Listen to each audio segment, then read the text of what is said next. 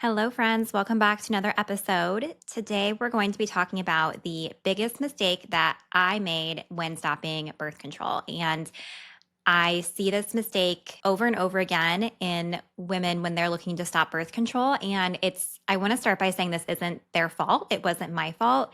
It's really due to a lack of understanding and a lack of guidance from doctors, OBs around how birth control works and exactly how to stop, which is why so many women have a really, really negative experience when they stop birth control. So think acne, missing or painful periods, trouble conceiving, hair loss, much, much more. So we're going to be diving into the biggest mistake women make, including myself, as well as what to do instead to avoid a negative experience stopping birth control. I want to start with a brief overview of how birth control works. And when I'm talking about birth control, I'm talking about hormonal birth control options. So this is the pill as well as hormonal IUDs, which most IUDs are some form of hormones. The only one that's not is the copper IUD. So the copper IUD is not a hormonal form of birth control. Therefore, this discussion doesn't apply to that specific form, but it does apply to all other IUDs as well as the pill. So birth control works by shutting down your body's natural ability to make its own hormones. Therefore, you don't ovulate, which is why you're not having an actual period on birth control because you're not ovulating. That's a big myth that doctors lead women to believe, is that they're having a period on the pill or the IUD when they're really not, because they're not ovulating. It's an artificial bleed. Estimated that approximately 30 to 60% of women are put on birth control for reasons other than pregnancy prevention, for things like acne, PCOS, full or missing periods. It goes to show that a lot of times women are put on birth control for reasons other than preventing pregnancy. I always share with women that I am not against birth control. It's really, I just want you to be informed on how it works, what it does, and how it could be impacting your body and your symptoms. So basically, your body, because it's not making and creating and regulating its own hormones, it really has to relearn how to do those things once you stop birth control.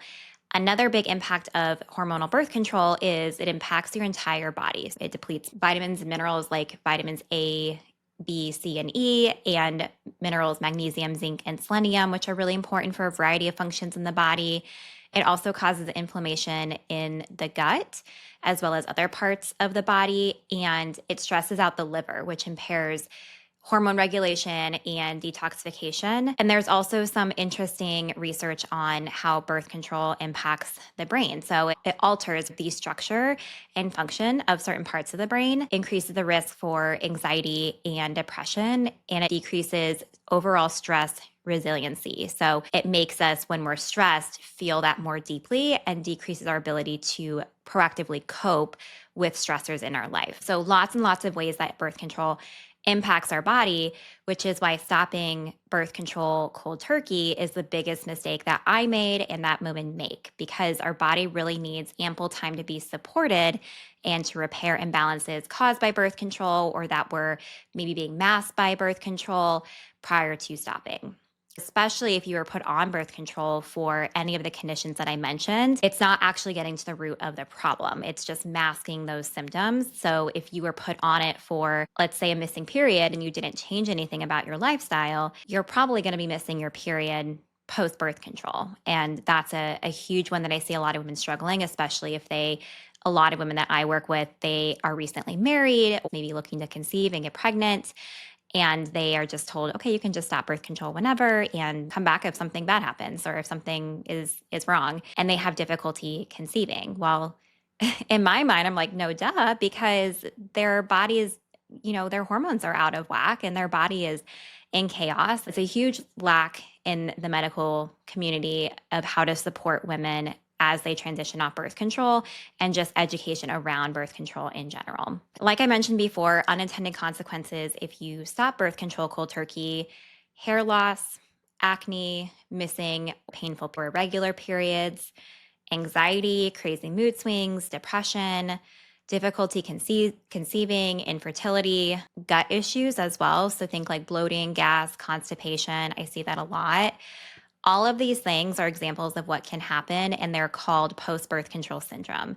This is also something that I don't see doctors talking enough about with women. These symptoms that women experience happens 3 to 6 months post birth control after stopping. 3 to 6 months is when your body starts to regulate its hormones and starts to reproduce its own hormones, and the birth control hormones are out of your system. So let's transition gears and talk about, well, what do you do instead? I want to give you some actionable and tangible tools to have in your tool belt of what to do instead so that you have an easy breezy beautiful transition off birth control. Like I mentioned, properly preparing. So I recommend women give themselves 3 to 4 months to properly prep prior to stopping. Think about it. I like to use the analogy of a marathon. You could totally just tomorrow run a marathon if you want.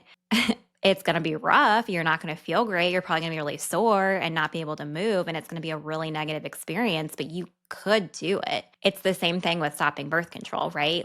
If you just stop, you're way more at risk of having an awful time with it versus if you train. So if you train for that marathon, you do, you work your way up to doing the runs, you build some endurance, you build strength and muscle. It's going to be a lot easier for you to run that marathon versus no training at all. So it's the same thing with birth control. If you just stop cold turkey, more likely to exhibit post-birth control syndrome versus if you do the proper prep work ahead of time, it's going to be a much more smooth and enjoyable experience and get you to where you want to be. So I'm going to give a high-level overview of the top 4 steps to stopping birth control symptom-free or with very minimal symptoms. I dive a lot deeper into this in the Break Up with Birth Control Masterclass.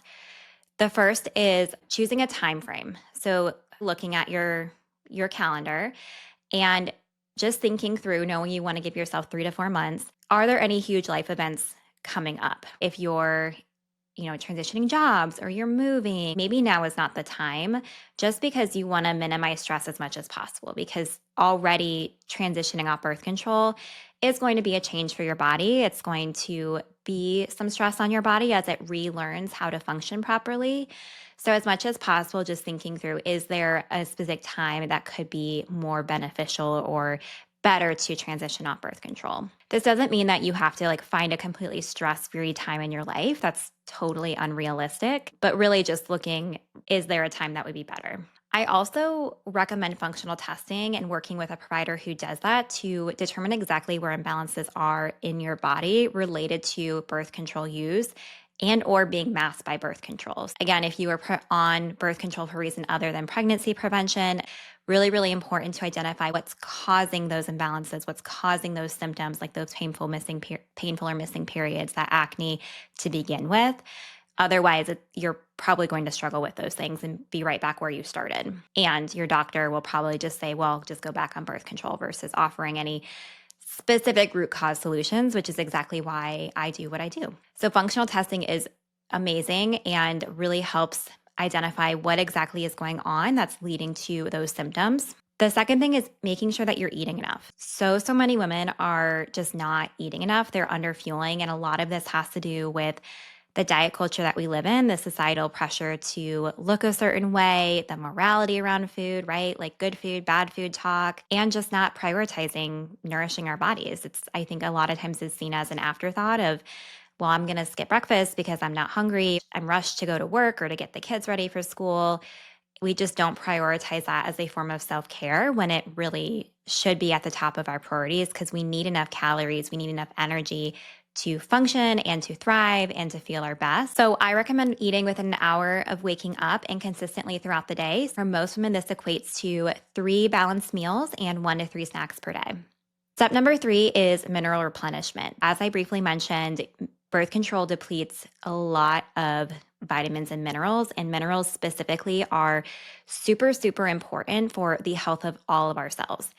Your metabolism needs minerals, your hormones need minerals, your gut, your thyroid, literally every single cell in our body needs ample minerals. And because birth control depletes so many minerals and combining that with women are stressed and stress depletes minerals, we are maybe not eating enough or we've chronically dieted, like I mentioned before, all of those things are going to leave women super mineral depleted.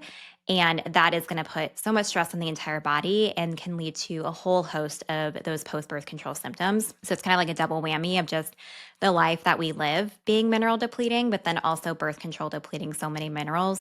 That's a compounding effect too. If you've been on birth control for years, your minerals are probably going to be depleted unless you've tested, you are very active at incorporating certain foods, supplements, etc. Step number 4 is supporting the gut and the liver.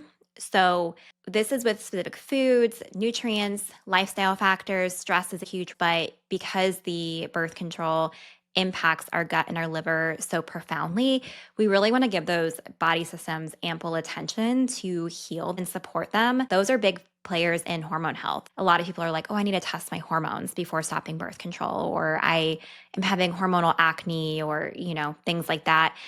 And they jump straight to hormone testing or hormone levels. And I do a lot of education about how hormones are the tip of the iceberg. What you don't see is you're skipping a lot of steps that lead up to hormones.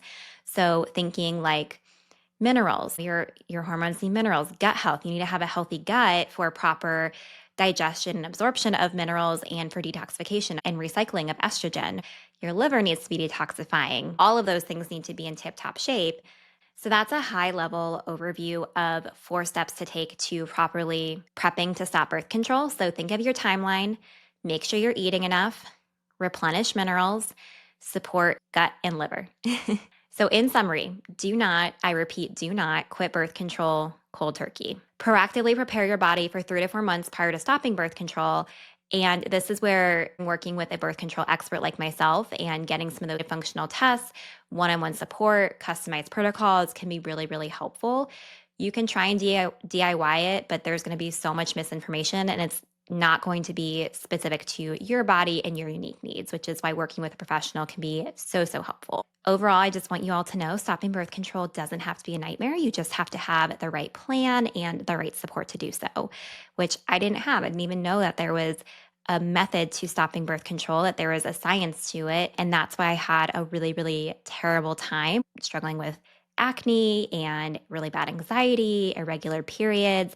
I talk about that in my last episode if you want to dive deeper into my personal story. But I wish I had someone like me, which is exactly why I open my practice and do what I do. So if you want to dive even deeper into all of this, check out my free Breakup with Birth Control Masterclass. I get way more specific and detailed about what specific foods to eat, supplements to take.